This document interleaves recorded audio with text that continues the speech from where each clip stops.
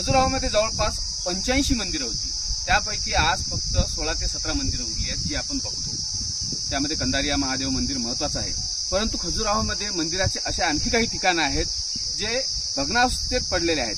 हे आहे एक भग्नावस्थेत असलेलं मंदिर, विजय मंडल अशी या परिसराची ओळख आहे आणि या ठिकाणी टेकडी होती। त्या टेकडीमध्ये ASIने उत्खनन केलं असता हा प्लिंथ मंदिराचा आढळून आला आणि या बाजूला काही त्या मंदिराचे जे दगड आहेत वरच्या भागाचे ते ASIने आता गोळा करून ठेवले आणि भविष्यात या मंदिराचं सुद्धा रिस्टोरेशन जाणार आहे। विशेष महत्त्वाचं म्हणजे खजुराहोमधल्या मंदिरापैकी मोठा प्लिंथ असलेलं हे पुरातन काळातलं मंदिर होतं जे आज अस्तित्वात नाही।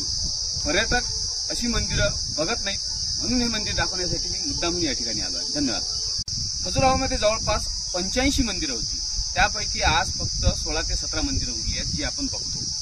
त्यामध्ये कंदारिया महादेव मंदिर महत्त्वाचं आहे, परंतु खजुराहोमध्ये मंदिराचे असे आणखी काही ठिकाणं आहेत जे भग्नावस्थेत पडलेले आहेत।